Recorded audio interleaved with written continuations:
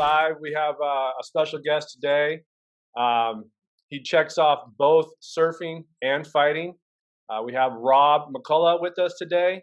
So, Rob, I know going back and forth to the emails, I love your signature. You have a lot of titles to your name, but why don't you go ahead and explain a little bit about your background, a little bit about your fighting and your surfing, for that matter, too. Sure. My name's Rob McCullough. I'm a dad, number one. I grew up in Huntington Beach, California. I still reside here. Um, I got into mixed martial arts in high school, but kickboxing to be very specific. And it was at a gym where they were doing it for bag work. And it was like I hate to say cardio class. Yeah. The guy that was teaching was like, "Hey kid, you got a good kick." He planted that seed, and I was like, "Yo, I'm gonna be a world champ." And I just didn't let it go. So that's kind of how I literally started in the gym like a gym rat. It led into to teaching, which was really fun and very rewarding. And for a guy who was living on his friends' couches during high school, $20 went a long way. Right, that was a lot of Taco Bell or Del Taco. Yeah. So that was my motivation to kind of stay out of trouble as much as I could, and to want to get better at everything, get better at cardio, get better at conditioning, get better at footwork, kicking, boxing. I loved teaching though, so I always kind of saw myself as a teacher, as a coach. Yeah. And then the fighting opportunity came in. We're like, "Hey man, you should try. You gonna fight?" I was like, "Sure, why not?" And then someone presented the opportunity. I was like, "Sure, when is it?" And they're like, "Oh, it's like a month from now." So I had one smoker fight, is what they call it. We wear shin pads, headgear. And then I got into, I won a decision. And the guy who got me in the fight, George Valdez is his name. He said, "Hey man, what'd you think?" I go, "It was a lot of fun." And he goes, "You want to do another one?" I was like, "Yeah." And so I had one fight with shin pads and headgear. My next fight, I fought a main event in Las Vegas with 8-ounce boxing gloves. And it ended up being Thai style. So you could kick to the legs, no headgear or anything. I won a guy who was really good. I beat a guy who was really good, and it was fun. I KO'd the guy, and my buddies walked in right before I walked out to fight from high school. They drove to Vegas to watch, and it was kind of surreal. It was the same weekend as a Mike Tyson fight. So I remember I had credentials, and it was down on Fremont Street. So I had credentials. It was like I think I got $100 for the fight, and I had a little bit of a shiner because the dude connected with me, and right before I clipped him. So everywhere we went with my buddies in high school, they're like, we walk up to a club or bar, and they're like, "Hey, did you fight?" And I was wearing the credentials, right? That said Ringside Productions or some shit like that. And they're like, I later on realized, I think they thought I fought on the undercard of the Tyson thing. So they're letting all of me and my buddies roll in. And I made that $100 I made. That went so, I woke up in the morning with the worst hangover, and I had like $60. And my one buddy, I remember at one point was like, we went up to like, I forgot the name of the club. There was like a strip club, and he ended up in the back with some girl who just like took him for like $500. He's like, "It was so much fun. We're sitting back there." And then she told me I owed her $500. I was like, "What?" That was like our first time going to a strip club. I'm going, "Oh wow, that sounds expensive." Fast forward to that, I went back, so I kept teaching. I taught in Huntington Beach for LA Boxing. LA Boxing was a new, I'm going to say, functional fitness gym, but I guess is what they would kind of call it. Yeah. We had classes, and they had weight room. It was right on Beach and Adams. They essentially franchised that business without really franchising and having someone to run it. And I ended up working at like one in Tustin, one in Costa Mesa, one in Huntington Beach. And I was just having fun. I was still living at my buddy's house. All my buddies that I went to high school with, at the time I went to 4 different high schools. The last one was Huntington. All my buddies were a little bit older than me. They all graduated, went to college. So I was still staying with my buddy's mom. She lived on 18th downtown street, 18th and Walnut. So I'm teaching kickboxing classes, living at my buddy's mom's house. I'm fighting, and everyone's like, "What are you going to do for a job?" I'm like, this is my job. And they're like, "Yeah, UFC had just come out a couple years prior, and they didn't have those smaller weight classes yet." So I was like, "Well, it's a bunch of guys who are really big." And I was doing kickboxing, and I was trying to get a little bit more of a traditional, like, martial arts. I won a couple more fights. I had a guy sponsor me from a company called Muay Thai Products, and he said, "Hey man, you ever thought about going to Thailand?" And I was like, "Why would I go to Thailand?" And he goes, "That's for they invented kickboxing. And I said, bro, I teach kickboxing classes. I'm not going on vacations and stuff. And so he's like, bro, I'm going to sponsor you. We'll go to Thailand. So 97, I went to Thailand. I trained at Sityodtong and Pattaya. It was an amazing experience. I learned a lot of stuff, came back, and on the circuit here, I was crushing people and kickboxing and Thai boxing. Through my stint in high school, I went to high school with Tito Ortiz. Tito was going to Bakersfield College to be a PE teacher, and he was Tank Abbott's training partner for UFC. Well, while cornering Tank, he needed some guy got hurt, and so they're like, Tito, you want to fight? And he was like, well, they're like, get 10 grand, and he's like, oh my god! So he ended up fighting in UFC, and I remember Tito. One of the places I stayed, my buddy's sister was dating Tito, so we had met a few times because that's the house where I was living at. So I was like, "What's up, bro?" And he was cool with me. I liked the fact that he was a big dude in high school, and there was mutual respect. Like, he was a scrappy dude. My buddy tried to take me down. He's like, "Rob used to wrestle." He tried to take me down in front of me, and in my buddy's living room, we got in this big scramble. And he's like, "Bro, you kind of know what you're doing." He's like, "Yeah, I wrestled when I was in 6th grade." And he's like, "Bro, we're gonna put together a team. You should come wrestle for us." So to me, that was enough validation to be like, "Thanks, bro." Like, big dude thinks I'm scrappy. Thanks.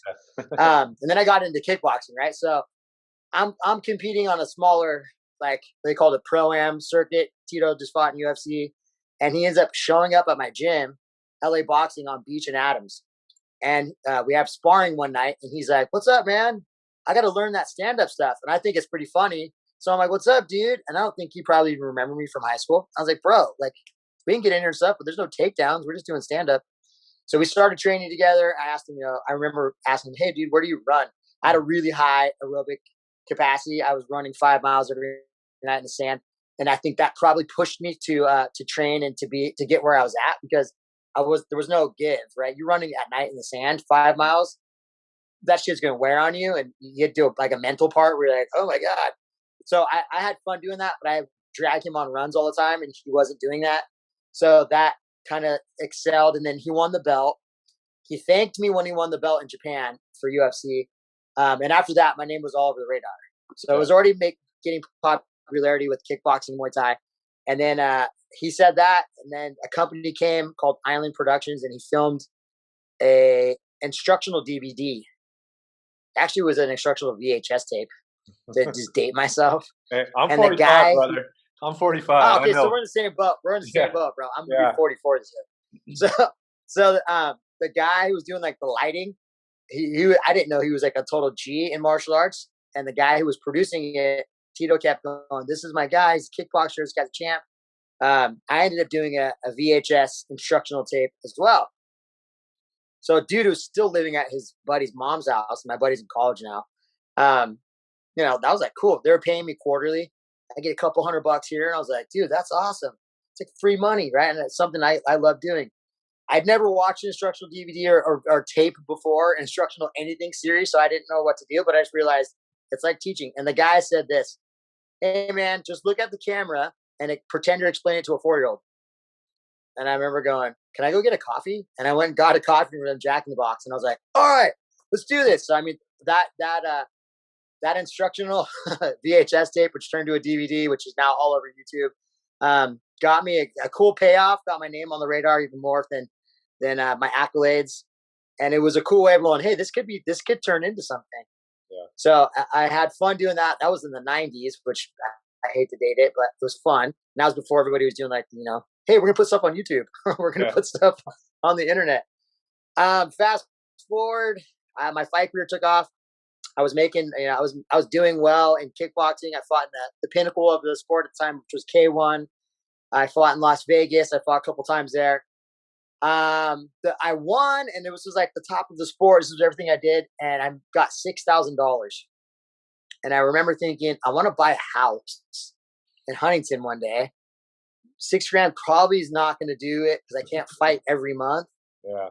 And what I spent on food and supplements and training, I probably made, $4,500. So I was like, all right. And then Tito kept telling me, bro, at this point, Tito won the belt. Everyone wanted to come train with Tito. So all these guys were flying into our gym, to the one in Huntington on Beach and Adams. Chuck Liddell, Randy Couture, anybody that was with their posse was coming in. So I was getting super high level training with all their buddies, with all their training partners. Cause he was like, he kept talking me up. This is my stand-up guy. This is Rob, blah, blah. And so they're like, hey, I'll go with them. And it was like all the grappling and jiu-jitsu guys. Hey, I'll go with them. And I was getting beat up by all these dudes. But I mean, I wouldn't change that for if I could go back, because that was super humbling. Checking me from like a guy who thought I was like walking around like I was the shit. I was like, dude, so like, all right, dude, this is something I don't know. And this dude's laying on top of me or choking me with my own arm. How do I get out of this? So it intrigued me to want to learn more, which was, I still use hopefully that mentality to this day of, hey, I'm not good at it. Let's get better. Yeah.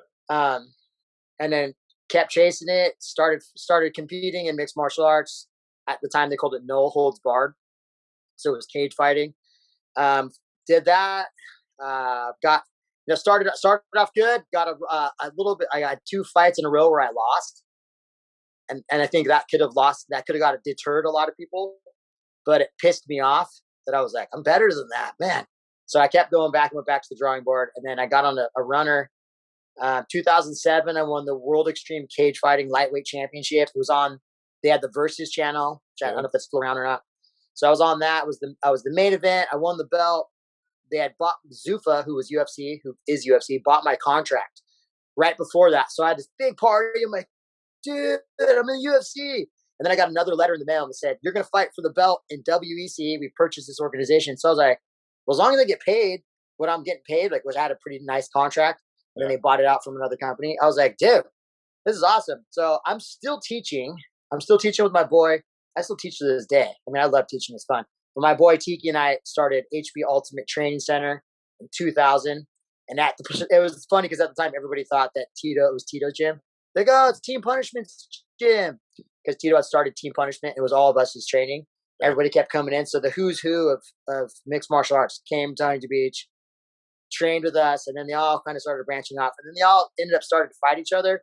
Tito fought Chuck, and, Tito fought Randy Couture, and Randy fought Chuck. So we weren't training together. Rampage was there too. So everybody started splitting off into their own little factions and opening their own gyms and starting to travel and train. I was just hanging out. I was enjoying the ride. 2009, I got married, had little kids. I had a little kid in 2010 and I had another one in 2014. Let's see. I went back like 2009, I got married and I started to realize, wow, you know what? Like I stepped in the cage, I fight people because I didn't care. Like, you're going to kill me. I hope so. Cause I'm training to die. Like, if I'm prepared to die at this point, if I step in the cage.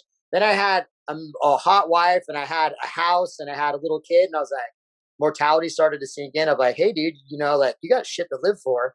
Yeah. You're a businessman because you're not the fucking gym rat guy anymore. You're the dude who has a mortgage and you got mouths to feed. And my wife at the time was in, I'll just say, movies. So I said, well, you're not going to do those movies anymore. I got you. So to me, I took on a huge responsibility of being the guy I never had, which was like a dad and the one who was going to take care of everybody's bills and be the responsible one. So I did that for a very long time. 2011 was my last fight in mixed martial arts. I competed in the main event against Dream. It was in Dream in Japan, in Tokyo. I fought the champion, Shinya Aoki, and I lost. And I remember thinking, I had so many hands in my the way I was going to get paid, right?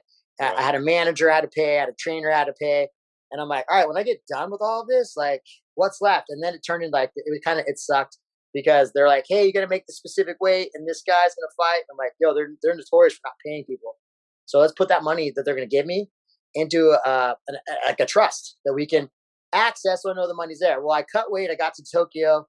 And my manager said, bro, they didn't put the money in. I go, fuck, dude. He's like, you're not going to fight. And I'm like, dude, at the time I was doing a load modification on my house. So I was like, fuck, I'm going to lose my house, dude. I have to have this money in the bank. So that's what really kind of pissed me off. And I was like, all right, dude. Like, I went to a kid's birthday party right before the whole thing started with my son and a guy who would franchise the LA boxing gyms. He was there and I shook his hand and I said, what's up, man? How you been, Anthony? And he goes, I got to ask, bro. I got to ask. Every time I see you, you shake my hand, you remember my name. He's like, I've been out with you and your boys a bunch of times, and I always got to reintroduce myself. And I said, dude, you franchised LA Boxing. That place changed my life. Yeah, and he was like, I got into I got into competing, and because you gave me an outlet, dude. So I always appreciate you're getting to share with other people around the country. And he said, that's such a cool story. And he handed me his business card, and I looked at it. I looked at my wife. My wife kind of smiled, and I went, that's cool, thanks, bro. Like, I still fight and stuff. I make pretty good money. And he's like, no, but you can't do that forever, man.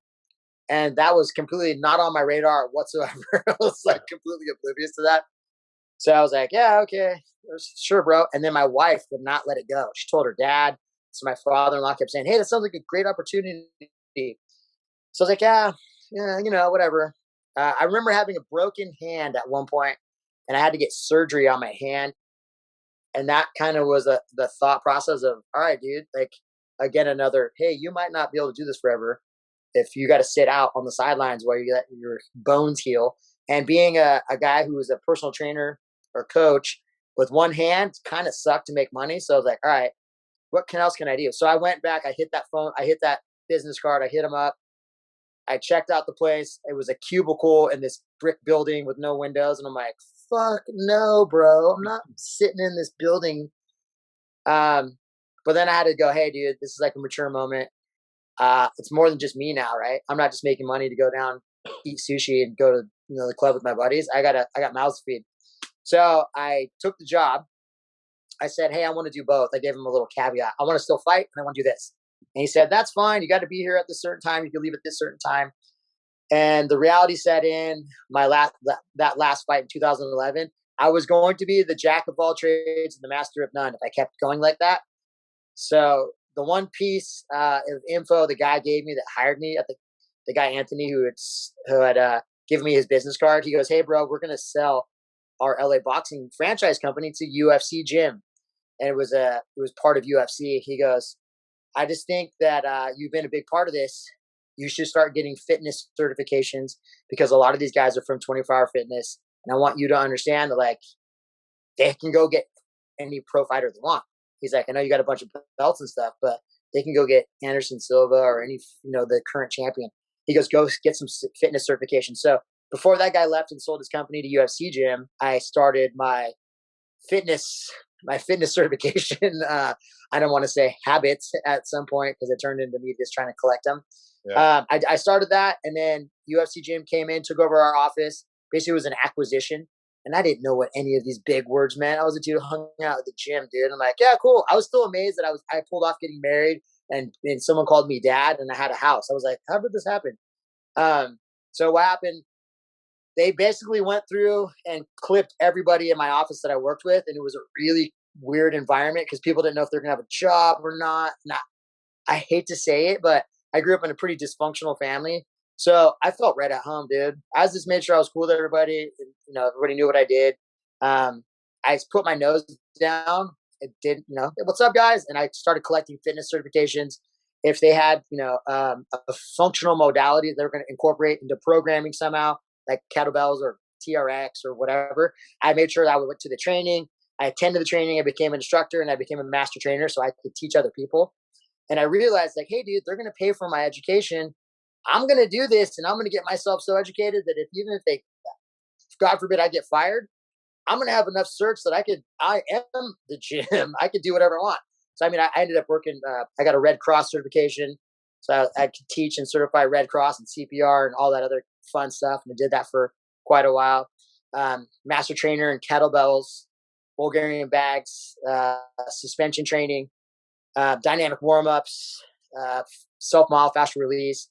And then obviously, all the Brazilian jiu-jitsu and all the other fun stuff I've been able to do. So it was just adding to my skill set and then being able to say, hey, now I need to monetize this.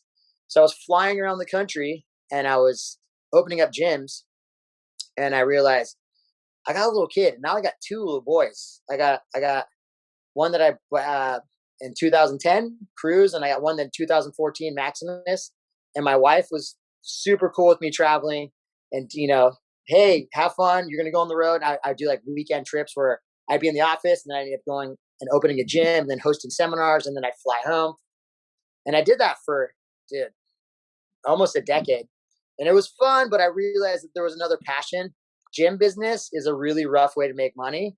And I saw a lot of people get really excited to want to open gyms and their why, right? What was their why? That's what I was always interested in. A lot of them, they're opening because they wanted to help people in their community. They had money and they were excited about it. The ones that were like, I'm going to make money. I was like, you're probably not going to do well. But the gyms, they'd open, they close, and I'd see this group of people that were so excited, and then they were really pissed off, and they're standing out, like lashing out, hey, we need more support, blah, blah, blah. So I had to change my why of I'm going out there, open gyms, and I'm having fun, and I'm giving them like a PR event. I'm talking to media about, the cool, how mixed martial arts and training changed my life and how it can change others. And we can plant the seed for kids and people who might need to vent or get out, just physical fitness. I realized, hey, I'm a coach, and all these coaches I'm dealing with have to understand that this is a solid skill set that you have to be able to monetize. So I went from not knowing a bunch of that stuff to, hey, I better start reading all these negotiation and sales books and attending these trainings. So when I showed up, if they were real, and what I realized was if they were really good at teaching TRX or foam rolling or how to do a dynamic warm up or how to hold mitts, but they couldn't sell personal training, they were going to be broke regardless if the gym stayed open or not. Yeah. So I got into this whole, hey guys, let me show you how it's done from the beginning. And it was a lot of fun. I still really love teaching it, but I got hooked on doing that. And so I think I got more of on the road and getting an audience in front of me. And I started going international. So I can't remember how many countries. I was in Moscow in March, and then I heard about the COVID thing. And I was like, yeah, whatever. And then they brought me in early because I was supposed to go to Moscow to Pakistan, from Pakistan to Tokyo. I think I'm missing someplace. It was Pakistan, Tokyo, and I was in Moscow. So I missed the last three, and I came in March, and the whole COVID thing hit, right? Yeah. Everyone's wearing masks. They started closing down businesses. Everybody started freaking out. And I'm like, okay, like what's going on? And then I got a phone call and they let me go. They're like, hey man, we don't know where the fitness industry is going to go. Like, we're going to have to like buckle down. We're going to furlough everybody. And I go, oh, okay, cool. He goes, well, we'll hire you back. And I was like, whoa, wait, what? So I thought like that meant, I wasn't going to go on the road. So I was like, cool, I'll hang out with my family. They're like, yeah, we're going to have to furlough everybody and we'll hire you back. That's what that means. And I was like, okay. And before they hung up, they're like, hey, by the way, you're not going to have medical insurance. So I'm like, fuck. I got me, my kids, and my wife. So I'm trying to be cool, and I hang up the phone, and I'm like, babe, we need to get medical insurance. And she's like, why? I'm like, well, and then that was just a furlough, right? They're like, well, you could try to collect unemployment. I was like, well, I thought, oh, fuck. So I call my buddy. My buddy's like, hey, we can try to help you file for it. And then I get another text message a week later. Hey, we're going to term everybody. Everyone's going to get terminated, and then we got to figure out what's going on. So now I'm pissed because I was like, hey, dude, you said one thing, and I said another. So I quickly transitioned to my garage at my house, and I started turning it into a gym. I'm like, hey, dude, I started teaching in 96. I started training in 94. So I have people that literally started the class with me in 96 that still work out. Yeah. So I would hit them up. I still trained a lot of people. And I was like, hey, come to my house, because gyms were closed anyways. So I started running PT out of my house. Started turning my garage into a gym. It looked pretty sick. People started buying content from me. So I was filming. So I had one of my buddies come over as a student. And, he's an Afghanistan vet. So he's like, hey, bro, I just want to get out of my house. This thing's tripping me out. I don't want to drink. And I go, bro, come to my house and help me build out my garage. He's like, all right, cool. So like, I'm having a blast. And then I realized I'm having a blast, but I'm kind of scared because I'm not sure, like, dude, I just lost a really good job. And I got kids, but I'm like, all right. And then my wife was just like, peace. I was like, whoa, whoa, whoa, whoa, whoa. But this isn't what happened to like, till death do us part. She was over it. So I was like, okay. I ended up calling my manager who I was training at the time, my old manager from fighting. I'm like, hey, bro. He's like, what's the deal? He's like, you can stay at my house, dude. So I'm literally here right now. So I ended up having to sell my house downtown. I made a lot of really good relationships in the fitness industry and obviously in the martial arts industry. So I just been doing my thing, dude. Going through a really expensive divorce and custody battle because of my kids. My ex just went on her way. She thought she's a super diva, so she's like, "I need a sugar daddy." All right, well, that's not how I want to live my life. So I ended up, doing my own thing. And now, fast forward, I kind of seems like I'm back to where I started in the beginning. Yeah. But the thing is, I always kind of got to leverage like the fact that like I love the gym, I love the beach, I love Huntington. I grew up here. I'm back to doing exactly what I wanted to do, which is having fun, teaching people, sharing, still learning, staying in shape. I got a different why to it now because I got little kids. So it's every other couple weeks I get a nice huge attorney bill. It's like, hey man, by the way, and I'm like, cool. But I mean, at the end of the day, I love my little kids. My ex-wife, unfortunately, doesn't see it that way. She wants to she wants to impress everybody. Yeah. So I gave you the longest answer to your question ever. But yeah, I mean, I got into it by being a student, being a martial artist. Yeah. I still get, I got to paddle out with my 10-year-old. Probably it was actually really fun. And it was before it got super cold. And I paddled out with him. We were sitting in the lineup at the pier on Northside, which I was tripping out on because I thought he would like ride the shore break and be like, ah, cool. But we paddled all the way out and I was like, dude, this is awesome. And now I think back, but I should have put him on a longboard.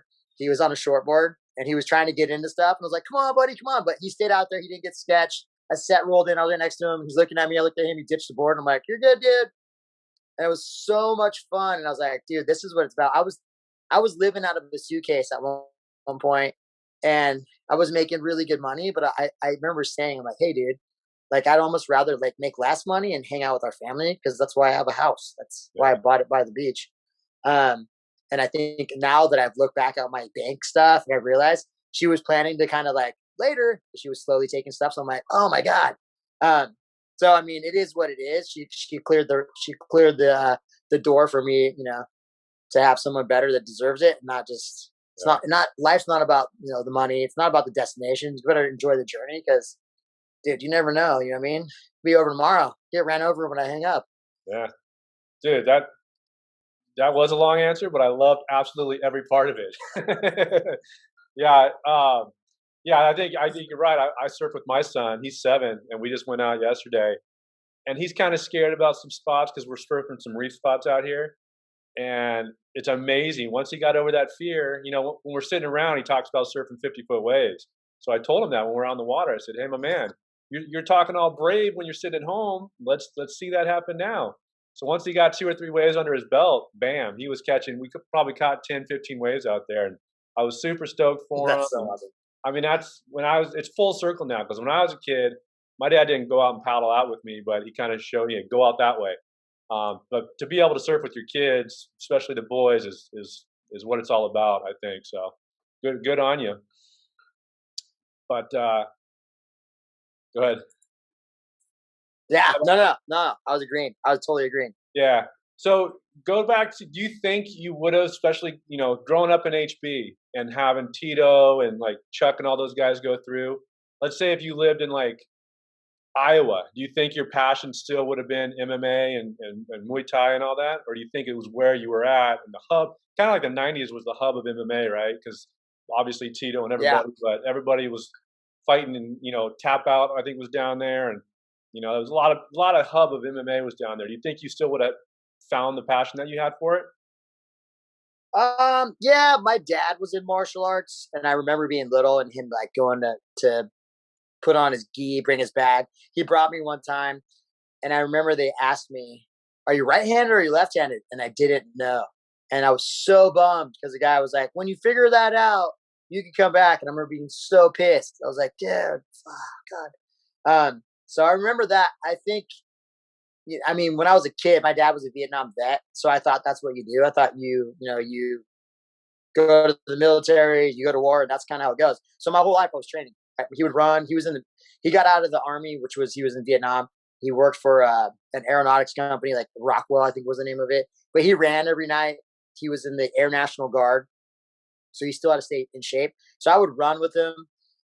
Training and martial arts was all a pretty heavy part of my thought process as a kid and in training. So I wanted to be a police officer. I wanted to be in the military. I wanted to do that whole thing. That all works really well when you have a high school diploma. I was so busy being that guy, and I moved around a lot. My parents got divorced, Yeah. and what they tried to do was they said, "Hey, do you want to move with your sister? She's moving to Alaska." And I was in 6th grade, and I was like, "Move to Alaska." And her husband, who's my brother-in-law, obviously, he was like my buddy. So we were like 10. He got me a board. We paddled out the pier all the time. He taught me how to surf. Yeah, he got me my first wetsuit. So I remember like he was my boy. Like he was kind of like my dad. And I was like, all right, well, what are you gonna do? And he's like, bro, we'll go hunting, we'll go fishing. Like I'm from Huntington, so I'm like, all right. So I moved to Alaska, and then my parents split up. And so I have 6 older sisters and an older brother. So they're all, they're doing their own thing at this point. I'm the youngest of all of them. So it didn't really affect them, except for I realized my mom was couch surfing. My dad got remarried, took the house that I grew up in, and my mom was couch surfing on my brothers and sisters' couches. So I'm like, dude, that sucks. I'm living it up because my sister and brother-in-law, he has a really good job in the oil business. So I'm like, dude, I feel kind of bad for my mom. So I ended up coming back, and now we're both couch surfing and living in motels. And then I was like, dude, like I honestly I felt like a burden more than anything to my mom. So I was like, yo, I'm gonna go. I remember we were staying off a harbor. I think it was a Holiday Inn, and I packed a little backpack. I'm like, yeah, I'm gonna go down to Huntington and see one of my friends. And I just figured if I get downtown, I'll run into somebody. And so I went downtown. I hung out in 7th and PCH. There was a liquor store there called Pasha Liquor. I sat out front and I was just talking to the dudes because we had stayed at the motel the weekend before, and they sold 25-cent cigarettes, and they didn't card me. And I was like, I got 25 cents. So I'm sitting out front, and one of my buddies pulled in, and he's like, "What's up, dude?" And at this point, I'm supposed to be like a freshman in high school, I think, or almost a sophomore. And I tell him the story. He goes, "Bro, stay at Mike's house." And I'm like, "Who's Mike?" And he's like, "Oh."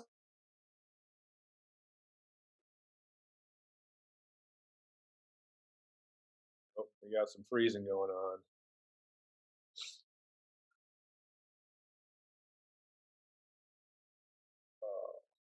Not good, not good. "This is Well, Mike." Mike's driving the car. Mike started. sorry, you froze on He that was whole. You froze at the 25-cent cigarette, and Mike rolled up, and then you froze. Oh, okay. Uh, so Yeah, Mike rolls up. So Mike rolls up, and he's like, "Bro, you can." My mom never goes in our garage. He's like, "You can just make like an apartment in our garage." And I'm like, "Done. What's up, Mike?" I never slept in his garage. He had a big couch in his room, and Mike had a sister named Heather. So the next day, I would go in the kitchen. I open the kitchen, the refrigerator door, and I'm like, what am I gonna eat? And his mom comes in, and she goes, "Hi, what is your name?" And I go, "What's up, Mom?" I'm like, "I'm Rob." So we start talking. Well, my buddy Mike, his sister Heather was dating Tito. So that's how I met Tito Ortiz, which was we're all in high school at this point. He's like 17. I'm like, yeah, 15. Yeah, that's about it. Yeah, it's perfect. That was the timeline. So that was like my first like, all right, cool. Then my buddy Mike drove his mom to work. She worked in Orange, and he always had to get on the 55 freeway. So getting on the freeway, he said he saw this LA boxing gym. He's like, I went in there, bro. They got weights. He's like, let's go in there. We could lift. And then I went in there a couple times to lift. And then the guy's like, why don't you take a kickboxing class? And I'm like, he's like, you can use the gloves. And that's how I got started. So I ended up going there, got started. So I kind of always blame this on the Mike, my buddy Mike, for doing this. Well, how did you get the name Razor? They opened an LA Boxing in Huntington Beach, on Beach and Adams, and I was already a member at the one in Costa Mesa. I started teaching a lot. I went to another gym in Huntington on Slater and Beach. It was called Brazilian Martial Arts. Now, mind you, this is like 94, 95. UFC just came out. So Brazilian martial arts is jiu-jitsu, and they had Muay Thai or Thai boxing, Brazilian Thai boxing. So I go there with my buddy, and I'm going to this LA boxing gym where it's like bag work, right? You could say it's cardio. Well, this gym, they're wearing gis, they're choking people, and they're sparring at the end of the class. Like they're hitting each other. So I go with my buddy, and then at the end of class, they put on boxing gloves, no mouthpiece, no shin pads, no headgear, and we start hucking. And I'm like, fuck. So I'm going against dudes in the class, and I'm just kicking everyone in the legs. I don't know. No, I don't want to get blasted on. And I was like, well, that's a lot of fun. And everybody was like, that was cool. You gonna come back? You gonna come back? And I was like, yeah.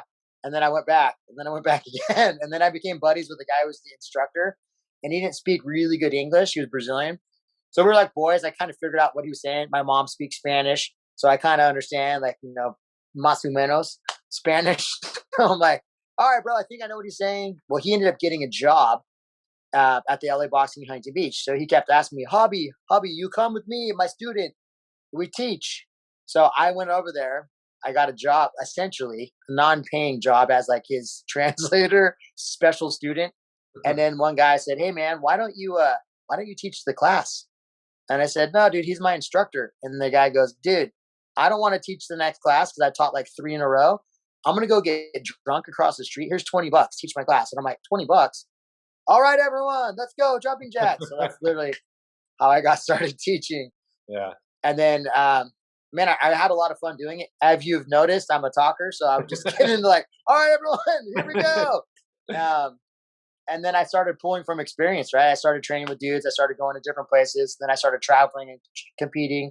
So I'd always come back, and it was always it was refreshing to know. It kind of kept me level headed when I'm standing in front of 40 people, some older, some younger, and I'm like, here's what we're gonna do, and then here's why we're gonna do it, and it works because I do it and I know it works.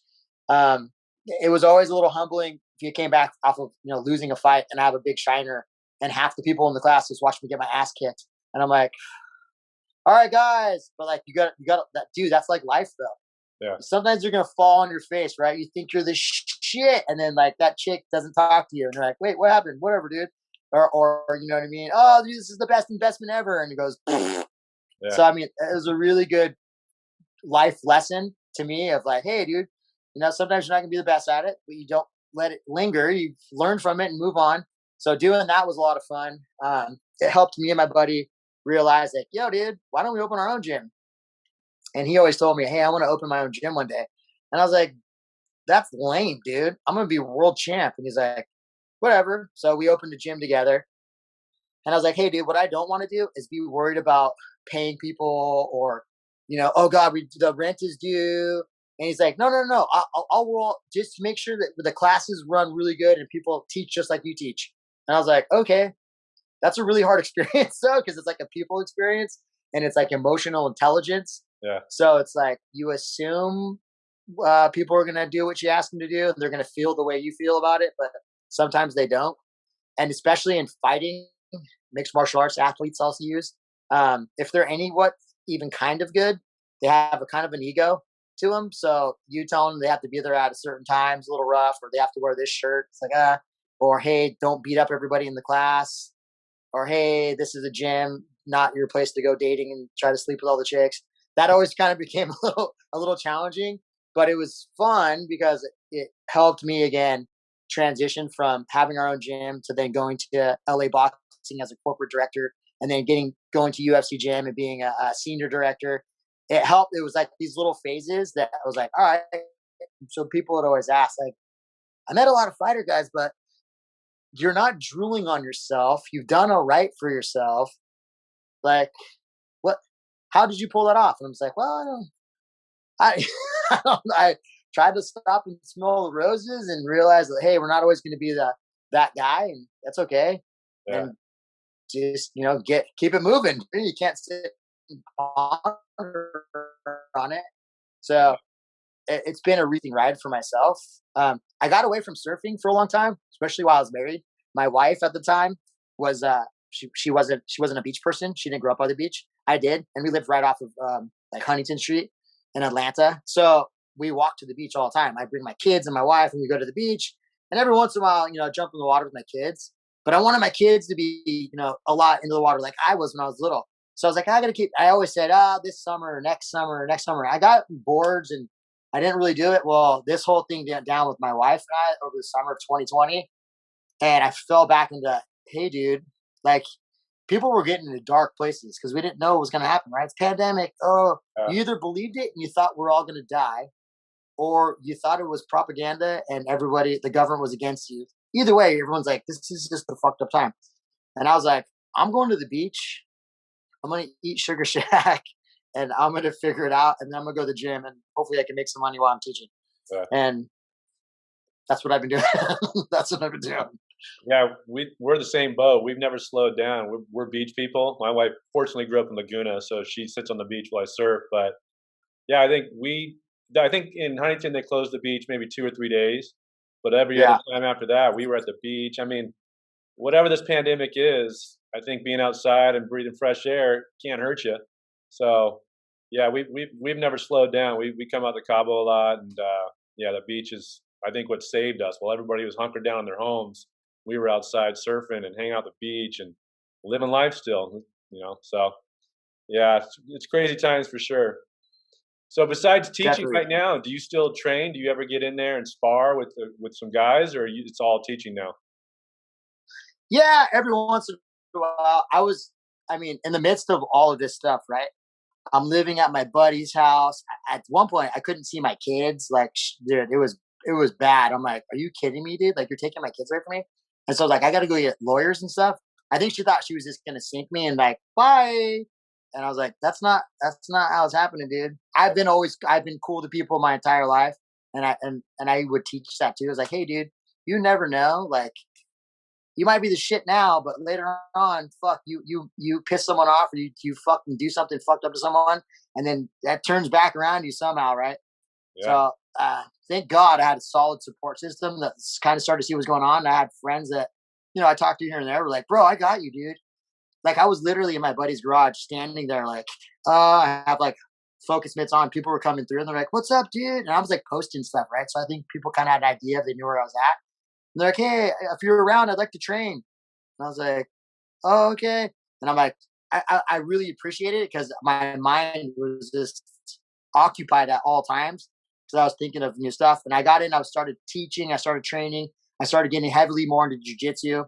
The last since 2016, I was heavily into doing gi jujitsu all the time, trying to get my black belt. And then August rolls around. I'm at the gym, I'm rolling, and I hear a pop. And the guy looks at me and he goes, "Was that your knee?" And I go, and I stand up. I'm like, fuck. Yeah, it doesn't hurt now. But in 2008, I had torn my MCL. So I had an idea of like, shit, that kind of was the same thing that just happened. And then the next morning I woke up and I was like, fuck, dude, my knee's jacked. So I'm, I got no medical I was gonna say no insurance. medical insurance. I'm, yeah, I'm middle of a pandemic. So they're like, if you go to the doctors, you're not going to be able to see anybody. It's not a medical emergency. I'm like trying to teach people on one leg now. And I'm like, are you fucking kidding me? But dude, I have a solid Cairo recovery guy, the Dr. Kessler, OC Fight Doc. And it took a while. I was trying to like, no, it's going to get better. It's going to get better. And I kept icing it. And I was trying not to bend it. I stopped doing jiu-jitsu, obviously. I stopped running. So I stopped doing any combat stuff whatsoever. I was just trying to hang out and show people stuff. Here's what you want to do.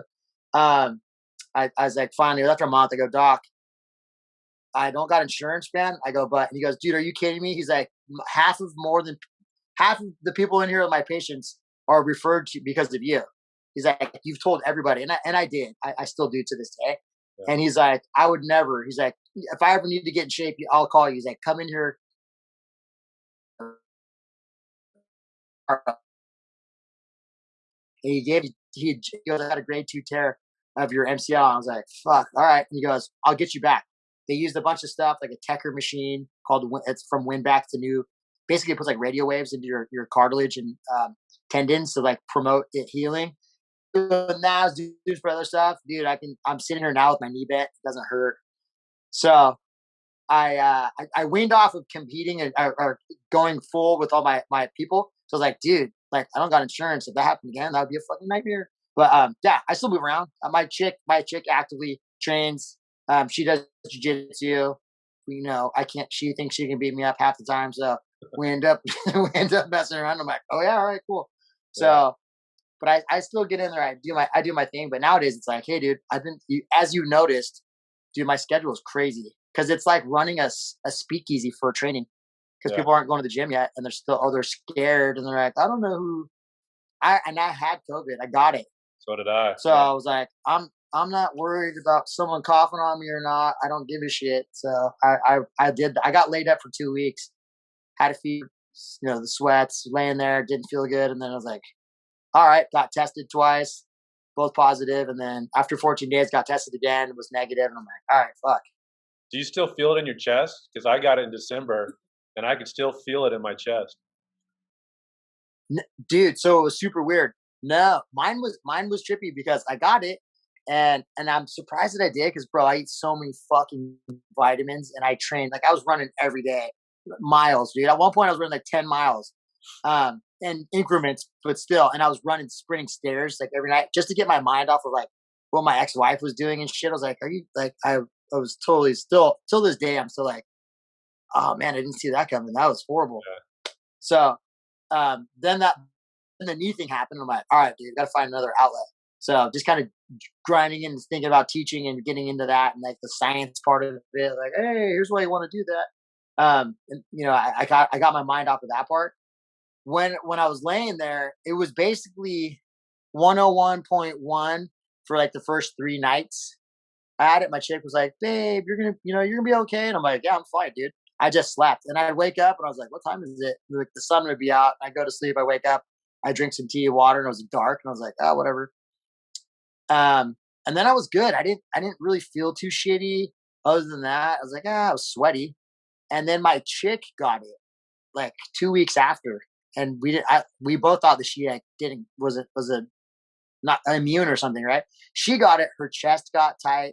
Her chest was hurting. She lost her taste. She said that she felt like she had a blister in the back of her mouth. I was like, what the fuck? She couldn't smell. She had a little bit of a cough. She was like, I feel like my body feels weird. And her symptoms were completely different than mine. Yeah. And we were laying next to each other the whole time.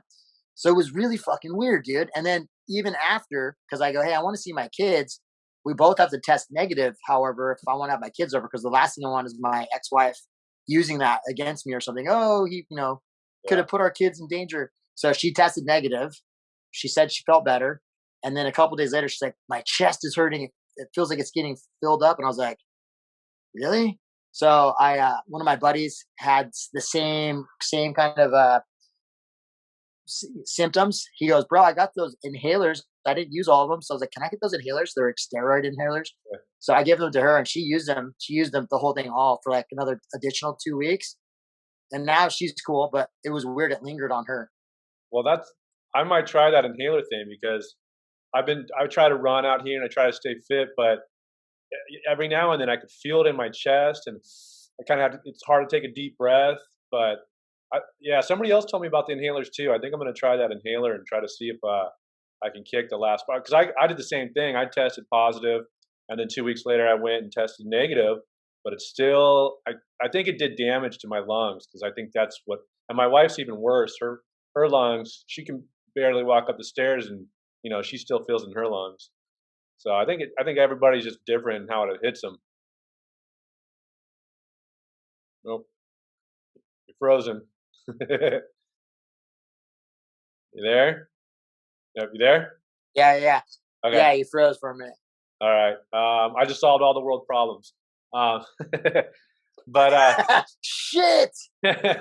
Yeah, but my wife got it too, and she has a more severe in her chest. So but we're both negative, and I think we got a test to go back to California. So we'll find out again if we have anything going on. But yeah, it's wild. It's definitely. Does your girlfriend now still feel anything, or did that inhaler totally help everything? Yeah, dude, she had 3 different inhalers. She had 3 different ones, but all different. They were, I think all of them were steroids too. Yeah. I remember one was like dexamethasone, and then I can't remember what the other 2 were, but they were all steroids. Yeah, she's good now. Yeah, it took a while though. It did linger, and she does a lot of like boxing training. Yeah. She does like that virtual boxing shit. So she's working out like a lot of rounds, a couple times a week. So she jumped right back into it. I was like, dude, she's a gangster though. So I was like, yo, you should probably chill, slow. She's like, babe, this is how I get paid. I was like, oh, I got you, dude. But so I think it could have been that she went straight back into working out too, like really hard. Yeah. That's why maybe it lingered a little bit more, but she's good now. Well, I had heart palpitations too because of it, but I went out. You know who Tim Kennedy is? He teaches a sheepdog response course out in Yeah, of Vegas, course. and we did a lot of jujitsu out there. And because of that strenuous stuff, it got rid of my heart palpitations, but I still have a little bit of the lung issues. But I think that's a good theory. Just bust your ass and do a lot of cardio, and hopefully that'll burn it out. So I'm open for any kind of method. Yeah. Well, hey, Rob, I really appreciate you coming on today. I think honestly, you should write a book. That was great information, man. Like coming from where you came Thanks, bro. from, all the trials and tribulations, even to this last summer, all that shit. I think you should write a little book, put something in there, and say, hey, I do motivational speaking from now on, because that you got me pumped, and I definitely think you should write a book. Well, thanks, dude. Yeah. But hey, I'm when we come back to California, you said your boy was 10 and one of them 7, or what's the ages? Yeah, I got a 10-year-old who's about to be 11 and a 6-year-old. Yeah, let's get our boys in the water. Do they train at all too? Do they do jiu-jitsu or anything? Yeah. Yeah. Yeah. They both do jiu-jitsu. Yeah. Nice. Well, again, thank you very much for being on here. I appreciate it. And how do people get a hold of you if they want to do some personal training with you? Oh, dude, you want to hit me up? You guys want to chat? I'm always down to answer stuff too. At RAZOROB, at RazorOB, or Razor Rob with 1 R. That's my social media handles on Twitter, Instagram. I think you can even find it on Facebook. So that's you guys want to talk about programming or whatever, shoot it. I'm always, hey, I love for people to stump me on stuff too. Like, hey, what do you think about this? And be like, I don't know. Now we're both gonna have to do research. Yeah. So I always dig it. Yeah, I mean that's how I've been able to sharing is caring, and people like that stuff. So Yeah, well, I won't do it on the podcast now, but I'm gonna hit you up later because I had shoulder surgery and I lost all my muscle, and I'm 45. I need to get it back and I need to maintain it. So I will definitely hit you up and see what there you go. what I can do for that, because I shrunk down to I was around 215, 220. Now I'm about 200 pounds, and I'm not liking it. I'm not liking it at all. So I'll leave you with, dude, get a PVC pipe long enough that you can stretch it apart and use it for mobility to open up your shoulders, and get a TRX strap, those suspension trainers, the black and yellow straps. Yeah. Dude, those are game changers. Yeah. They'll definitely help your shoulders. Perfect. Well, thank you, Rob. I really appreciate it. And I'll talk to you soon, brother. For sure. Thanks, bro. I appreciate it. All right. See ya. Later.